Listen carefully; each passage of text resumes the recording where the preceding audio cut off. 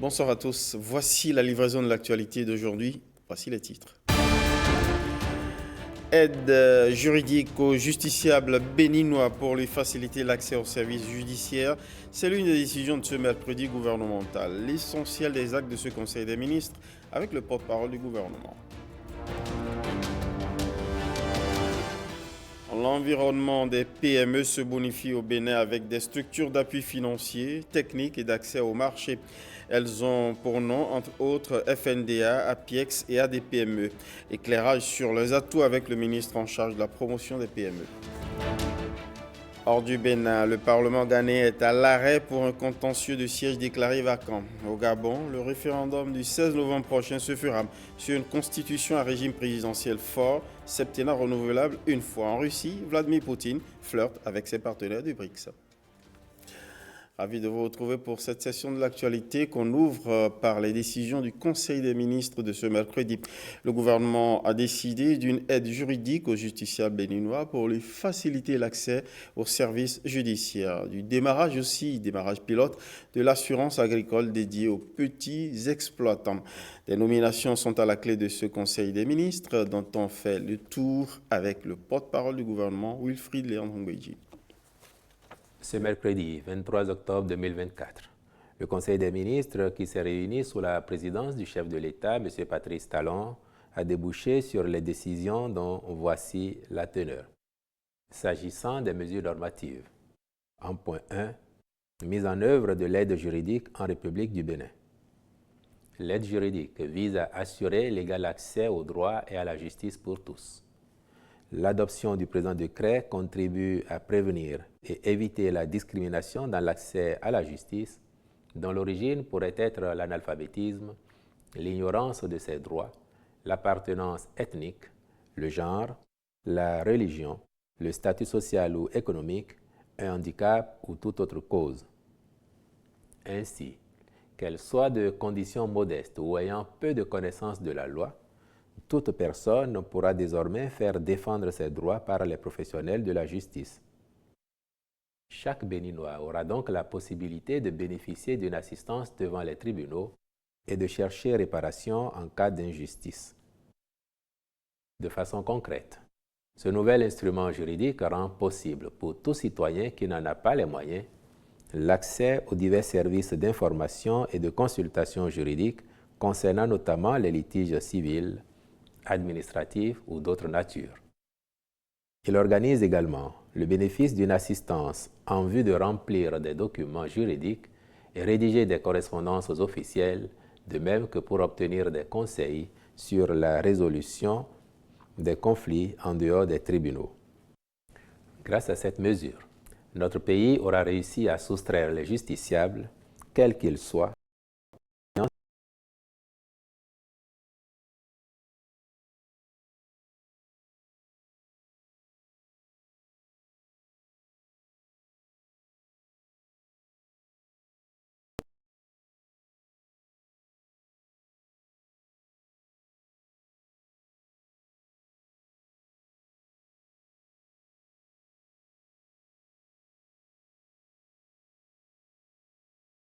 par le gouvernement. Pour redonner à ce sous-secteur ses lettres de noblesse, il a été élaboré un code de déontologie et d'éthique des enseignants et chercheurs des universités ainsi que des écoles supérieures publiques du Bénin. Issu d'un processus participatif, il est destiné à mettre fin aux faits récurrents qui jettent du discrédit sur le monde de l'enseignement supérieur et de la recherche scientifique, de nature à entraîner un effritement des valeurs liées aux exigences d'excellence et d'exemplarité. En l'adoptant, le Conseil a instruit le ministre de l'Enseignement supérieur et de la Recherche scientifique, en relation avec le ministre du Travail et de la Fonction publique, d'en assurer la bonne application. Ont par ailleurs été adoptés sous cette rubrique les décrets portant attribution, organisation et fonctionnement de la délégation au contrôle et à l'éthique dans l'enseignement supérieur, transmission à l'Assemblée nationale pour examen et vote du projet de loi de règlement définitif du budget de la gestion 2023, puis création, attribution, organisation et fonctionnement du Comité national des indications géographiques. Au chapitre des communications, démarrage du projet pilote d'intégration de l'assurance agricole indicielle pour l'accroissement de la résilience des petits exploitants agricoles face aux effets du changement climatique. Le maintien sur la durée des performances de notre agriculture est confronté aux risques climatiques croissants tels que les sécheresses et les inondations qui mettent en péril les rendements et les moyens de subsistance des producteurs. De fait, ceux-ci n'arrivent pas à accéder aisément au crédit pourtant indispensable à l'investissement. Aussi, les acteurs agricoles s'étaient-ils mobilisés pour mettre en place l'assurance mutuelle agricole du Bénin, AMAB, mais le modèle n'intégrait pas tous les risques et n'était pas non plus différent de celui d'une assurance classique. L'expérience n'a donc pas été concluante. Or, le besoin d'une assurance spécifique au secteur agricole est préant, d'autant plus avec les effets du dérèglement climatique. Pendant ce temps, la plupart des institutions financières, en raison de l'absence d'une mesure de protection adéquate, ne s'intéressent pas particulièrement à l'amélioration du financement agricole. C'est pour surmonter ces difficultés que le gouvernement, avec l'appui de certains partenaires techniques et financiers, a engagé le processus de mise en place d'une assurance indicielle afin d'augmenter la résilience des petits exploitants. Le dit processus a démarré en 2022 avec la réalisation d'une étude de faisabilité dont les résultats ont été validés en 2023. Il tire leçon de l'expérience de l'AMAB tout en révélant le potentiel de marché pour l'adoption d'un programme d'assurance agricole. À cet effet, il est envisagé une phase pilote au cours de la période 2024-2025. Celle-ci va s'appuyer sur un modèle innovant et inclusif. L'implication des faits tiers dans la sensibilisation, l'échantillonnage, de même que le suivi des bénéficiaires sera déterminante.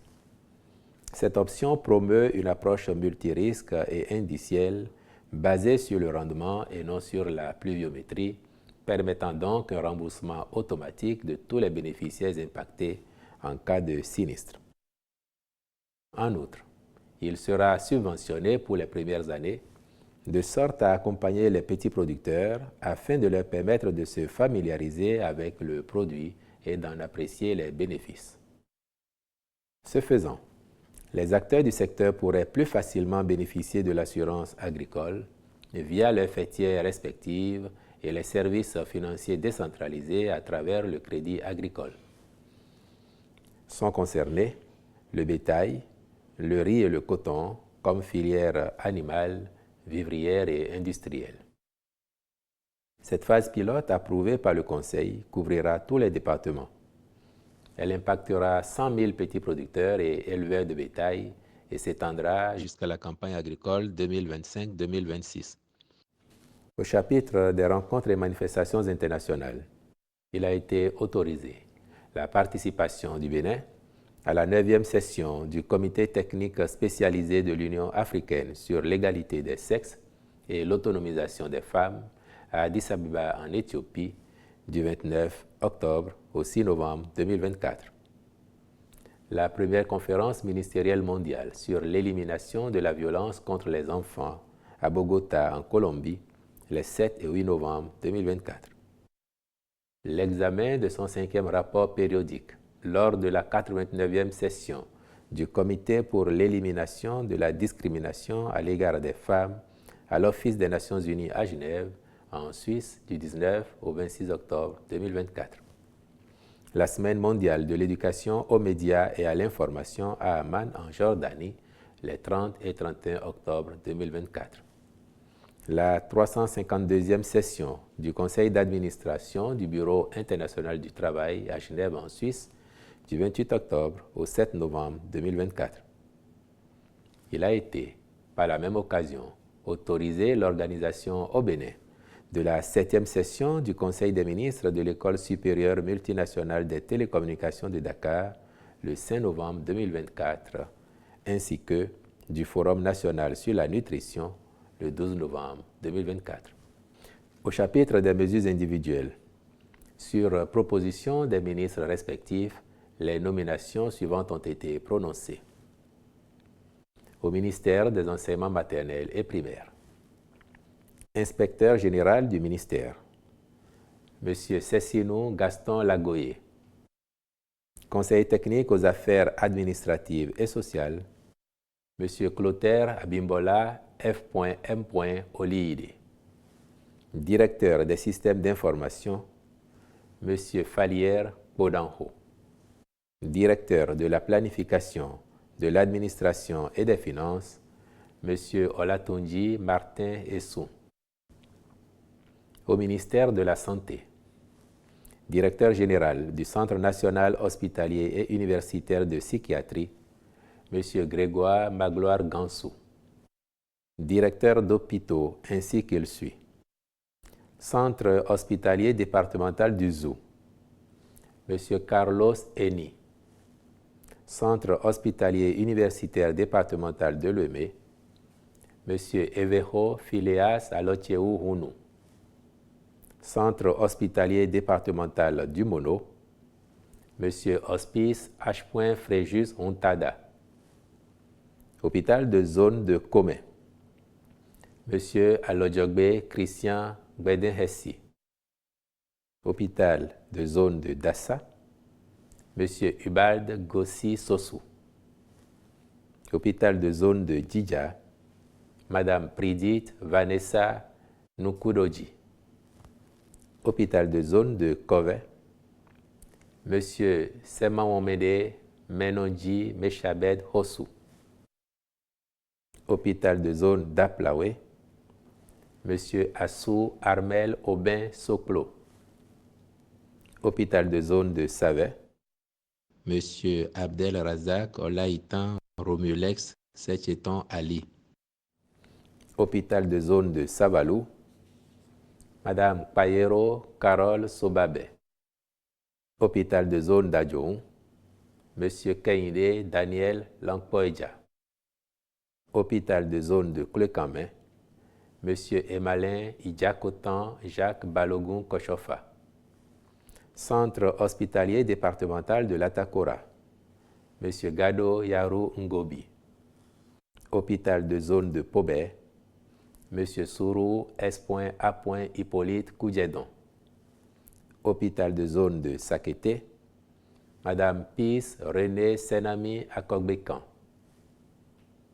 Hôpital de zone de Natitengu, M. Maouna Ibrahim Ogungbe. Hôpital de zone de Kandi, M. Élisée Soizon. Hôpital de zone de Banikwara, M. Abdelaziz Abou Moufoutaou. Hôpital de zone de Basila, M. Ulrich Antelme Sena Yassahoho.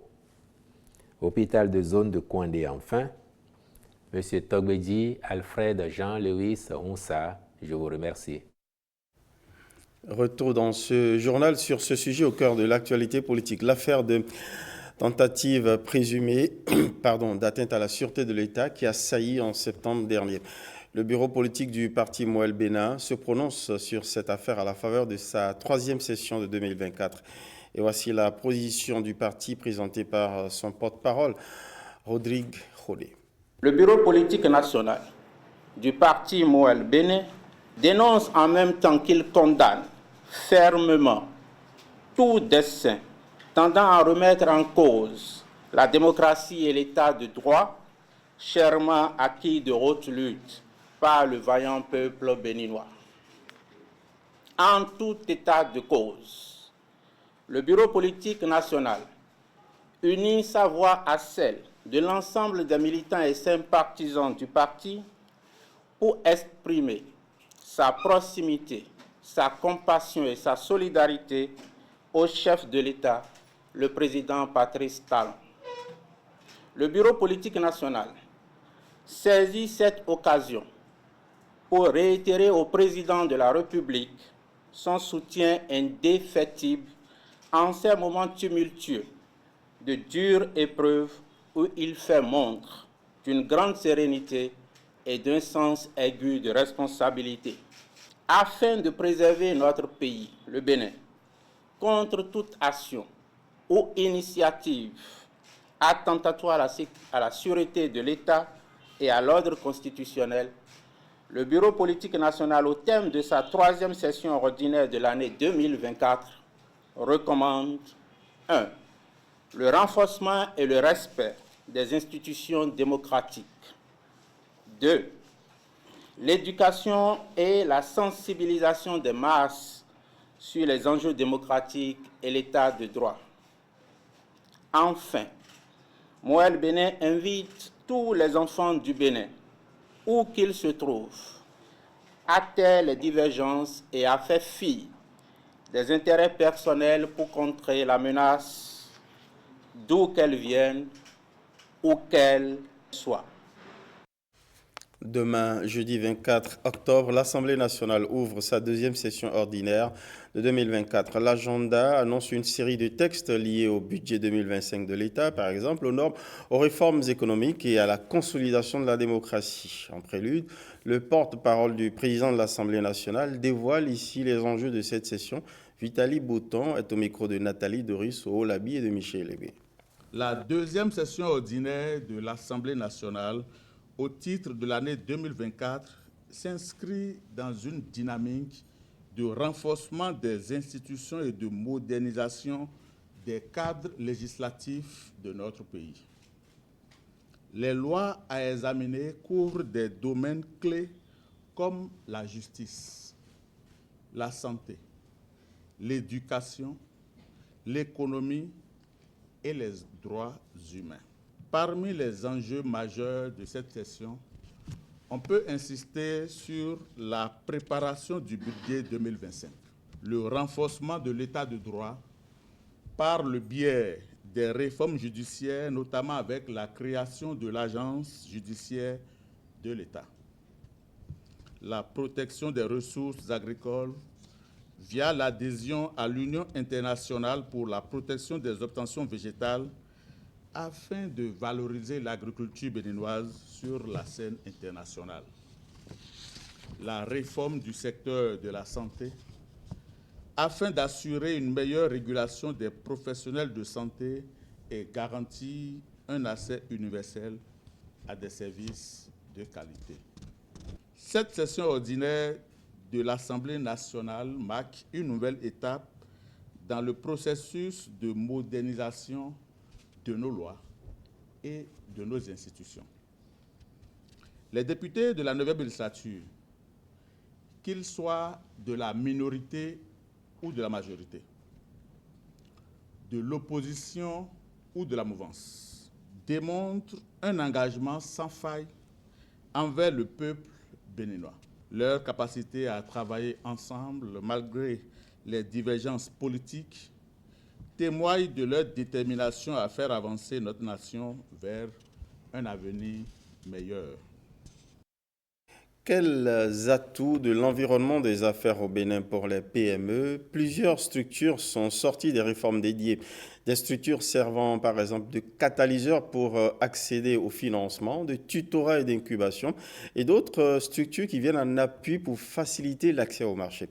Elles en ont par exemple le Fonds national de développement agricole, FNDA, l'Agence pour la promotion des investissements et des exportations, la pièce, et l'Agence pour le développement des petites et moyennes entreprises, ADPME. Quels atouts représentent véritablement ces structures pour les PME? Élément de réponse avec le ministre de tutelle, Modeste Kérékou. Le FNDA, le Fonds national de développement agricole, qui existait déjà par ailleurs, a été totalement restructuré et a été pourvu de 3 guichets d'intervention pour accompagner exclusivement les entreprises dans le secteur, qui opèrent dans le secteur agricole et les agripreneurs.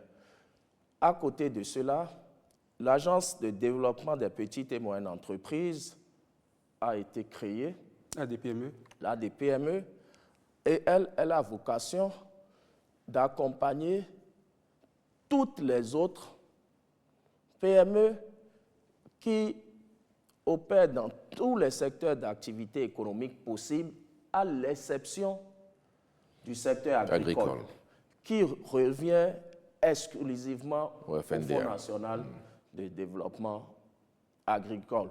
Donc, ces deux agences ont vocation à assurer un continuum de services publics pour les PME. Quand nous avons fini la restructuration du FNDA, le gouvernement a doté cette agence, ce fonds, de plus de 100 milliards pour accompagner tous les promoteurs d'entreprises dans le secteur privé, les agripreneurs comme on les appelle, de ressources par le biais du faire parce que le FNDA opère par les systèmes financiers décentralisés. Donc, il accompagne, il finance aussi bien les primo-entrepreneurs dans le secteur agricole que les entreprises, les PME déjà établies à travers la facilitation d'accès au financement, aussi bien auprès des systèmes financiers qu'auprès des banques. Pour ce qui concerne des PME qui a vocation à prendre en charge les autres PME, toutes catégories confondues, il faut dire que le gouvernement lui a donné comme tâche principale de faire beaucoup plus de l'accompagnement non financier. Ça peut être un diagnostic stratégique, ça peut être un diagnostic opérationnel, ça peut être des formations, des remises à niveau. Voilà, on en saura davantage en revisitant cette émission sur nos programmes Appui aux PME béninoises. On en parle cette fois-ci dans ce journal avec l'institution consulaire. La Chambre de commerce et d'industrie du Bénin accompagne, et ceci pour la 4e fois consécutive, les micro, petites et moyennes entreprises dans leur accès au marché. C'est à travers le programme de certification et de mise sur le marché de leurs produits. Éclairage avec Wenceslas Saroimon et Alexandra Diotan. 3 nouveaux partenariats pour rendre certains produits béninois désormais compétitifs.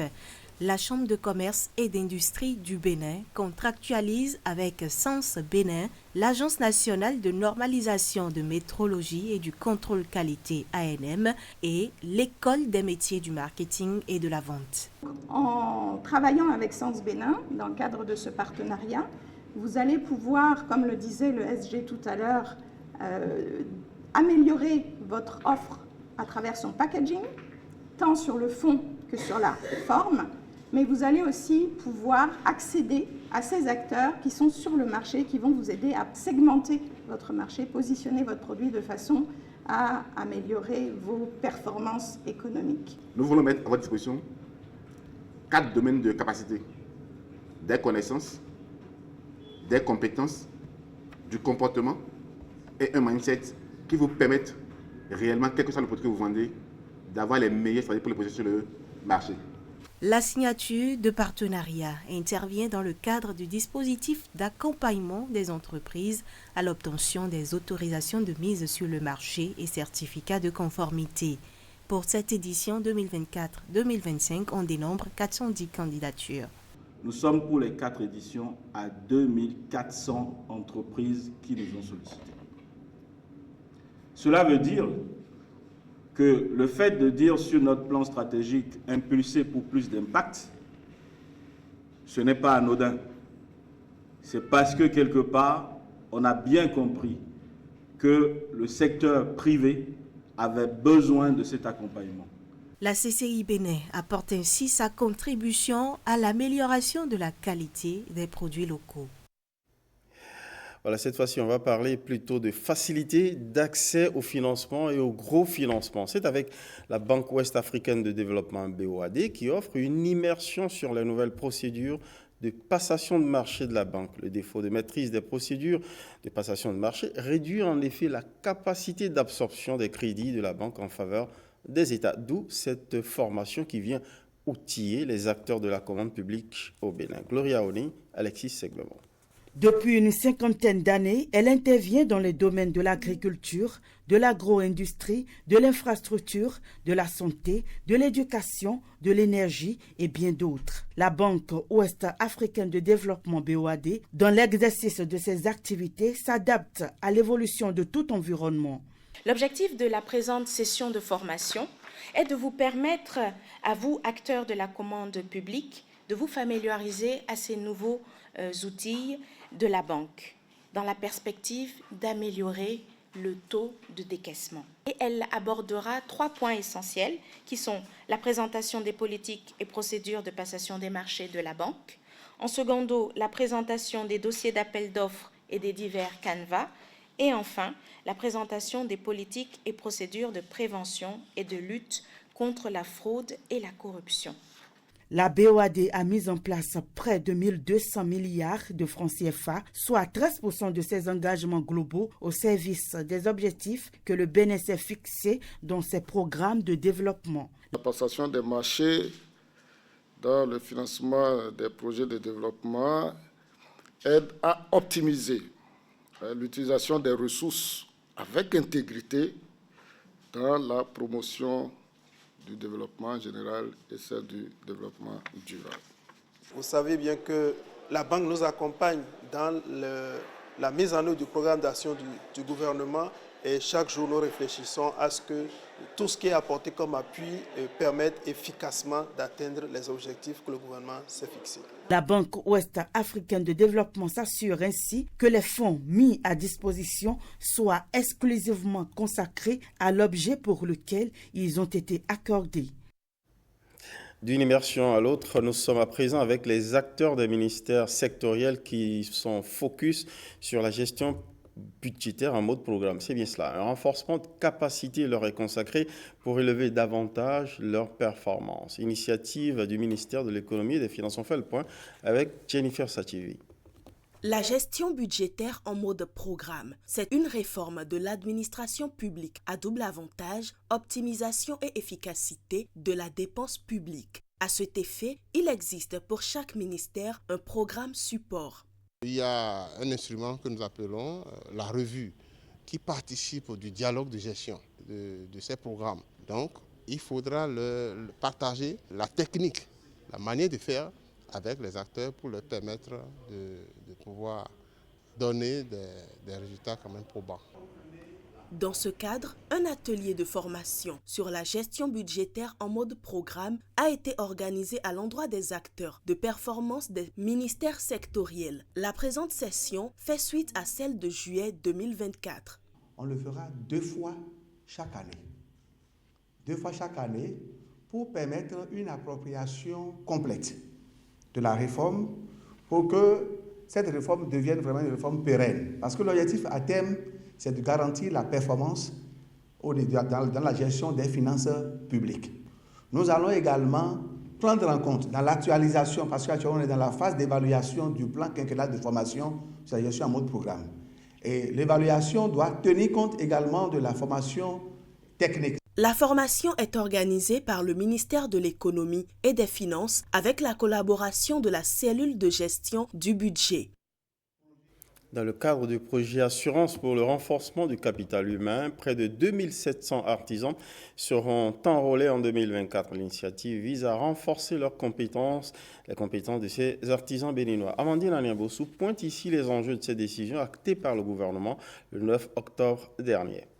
Encore une nouvelle cohorte d'artisans appelés à élever leurs compétences. Feuille de route prescrite par le gouvernement au projet Assurance pour le renforcement du capital humain. L'entrée en formation démarre ainsi juste après une sélection des centres chargés de sa mise en œuvre. Ce sont des centres spécialisés qui vont ouvrir leurs portes à 1720 artisans dans divers corps de métier au titre de l'année 2023.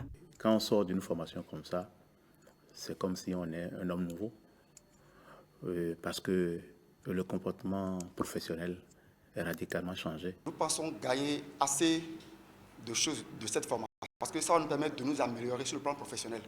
Merci vraiment au projet H. Plusieurs missions d'expertise ont dû parcourir tout le pays pour répertorier les infrastructures et compétences techniques potentielles disponibles. Au bout du projet, ce sont des milliers d'acteurs du secteur informel qui seront nantis de compétences opérationnelles pointues et valorisantes, avec à la clé la facilité d'accès au crédit pour développer leurs activités. Au-delà des questions de santé, le projet Arche prend ainsi en charge le renforcement des compétences professionnelles des acteurs à faible revenu, prioritairement des artisans, puis progressivement ceux des autres secteurs de l'informel. Finalité, améliorer la qualité et la compétitivité de leurs prestations pour accroître leurs revenus. L'initiative du gouvernement permet entre autres de disposer d'une base de données de centres de formation de référence. Les domaines concernés sont ceux de l'énergie photovoltaïque, du froid et de la climatisation, de l'aménagement paysager, de la jardinerie, de la pâtisserie, de la boulangerie ou encore de la transformation agroalimentaire et des produits laitiers.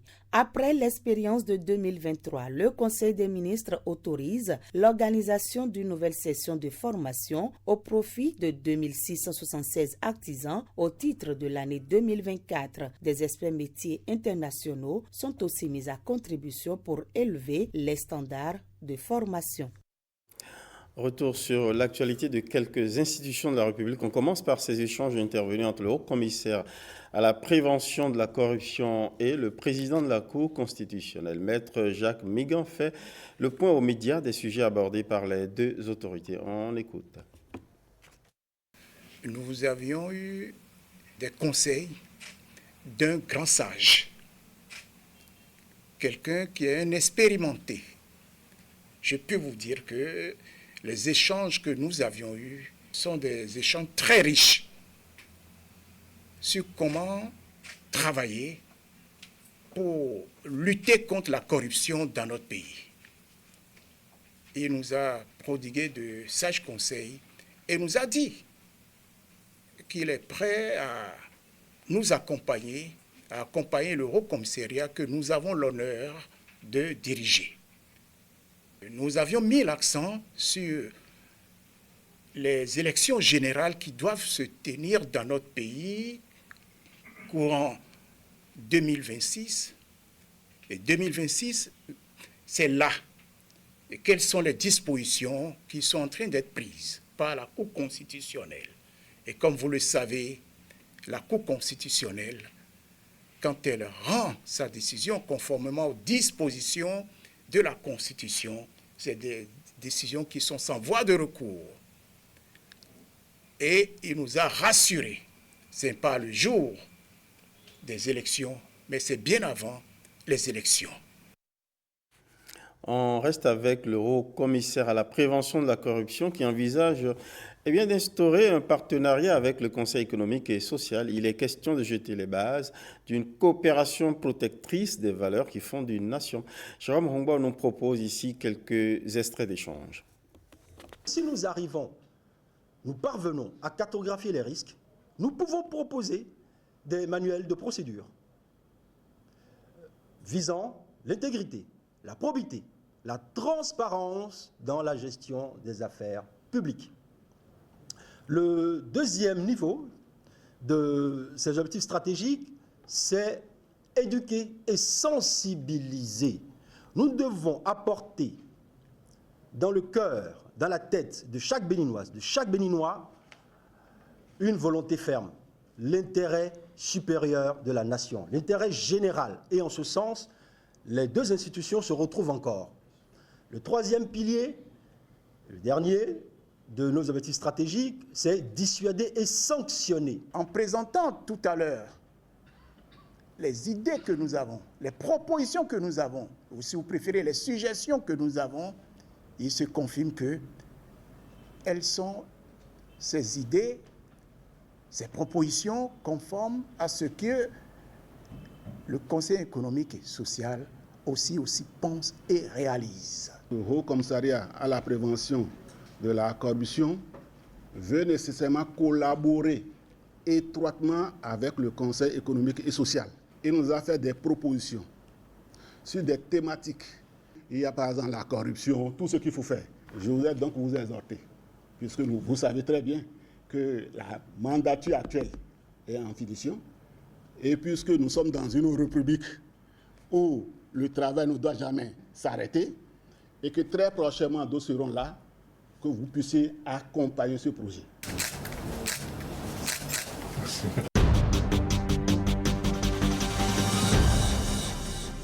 Allez, une échappée dans la nature, ça fait du bien. En ce moment, à Cali, en Colombie, la communauté internationale, les chercheurs scientifiques et défenseurs de la nature focalisent leurs réflexions sur l'état de notre biodiversité. Une biodiversité en souffrance. Près de 73% de ressources naturelles ont été dégradées, voire décimées en 50 ans. Sur ce tableau peu reluisant, il existe cependant de petits succès de sauvegarde et de protection. Cas de la forêt classée de la Lama au Bénin, une niche de biodiversité à découvrir, c'est avec nos guides William Tchokish et Edmond Humba. S'il y a une réserve de la biodiversité, objet de forte curiosité et de recherche pour les chercheurs au sud Bénin, c'est bien cette forêt, l'un des rares refuges des singes à ventre rouge, la forêt classée de la Lama. Nous y sommes. Au cours de notre randonnée, nous rencontrons par enchantement Alfred.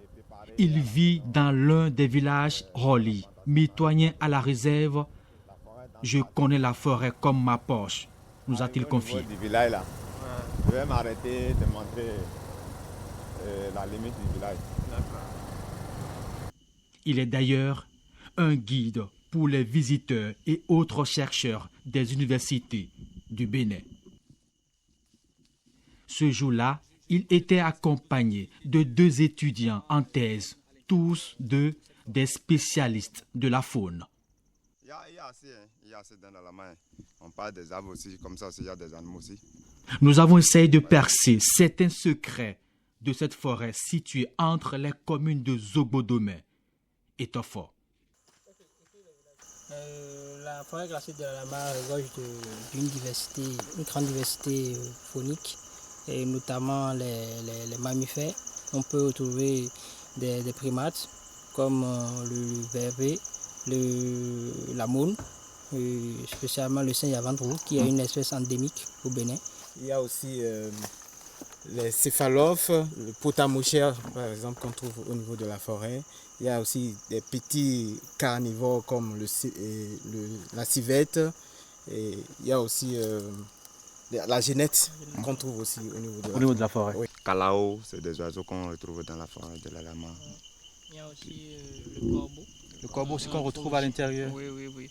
Que moi, j'en ai vu. La forêt classée de la Lama couvre une superficie de 16 250 hectares, dont 4 777 de végétation naturelle entièrement protégée. C'est le noyau central. Saison sèche, quand vous allez venir ici, la forêt c'est très bien clair. Et si tu restes ici, tu vas voir des trucs en loin en haut. Mais en bas là, non. Mais en saison privée comme ça, tout est fermé.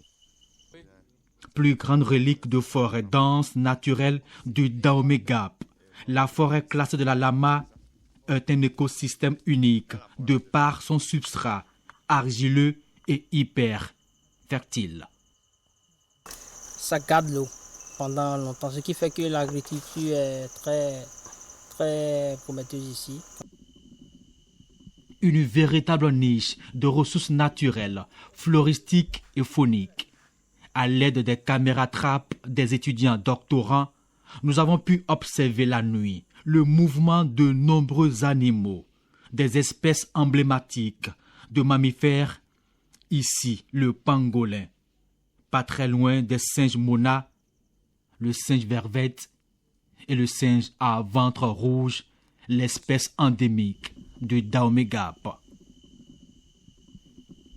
La forêt classée de la Lama, comme la plupart des niches écologiques, est sujette à l'appétit vorace des communautés riveraines. De fortes prises par moment de ressources naturelles, des activités à réguler à tout prix.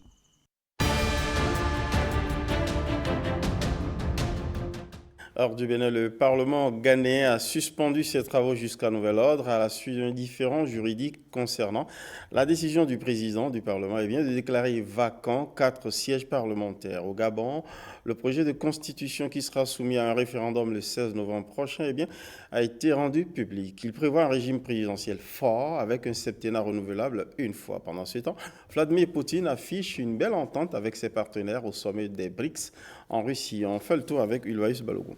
Le Parlement ghanéen est plongé dans une impasse politique à moins de 2 mois des élections générales du pays.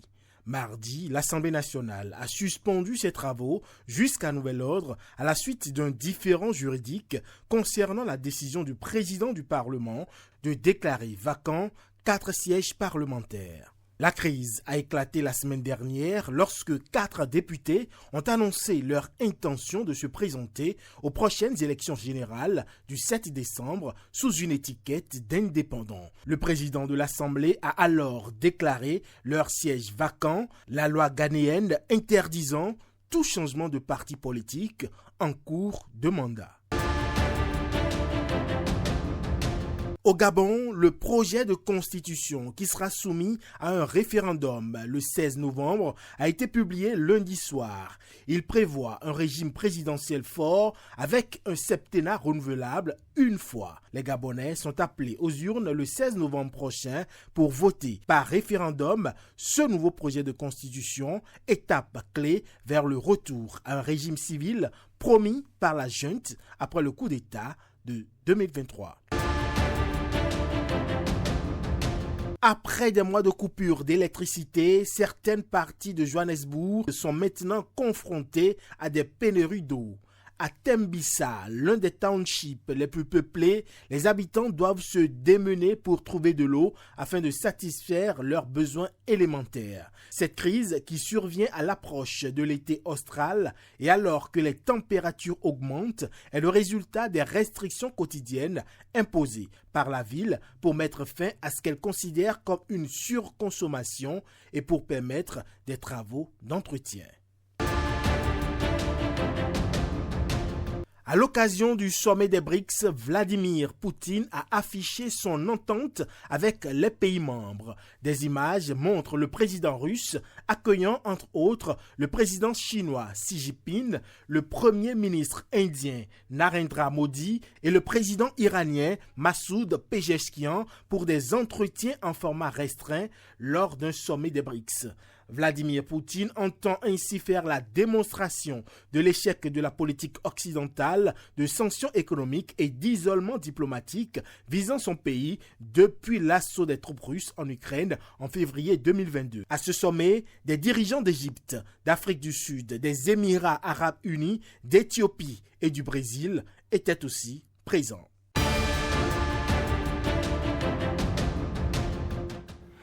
Voilà pour l'actualité internationale qui boucle ce journal. Merci pour votre fidélité. Merci à toutes les équipes. Bonsoir chez vous.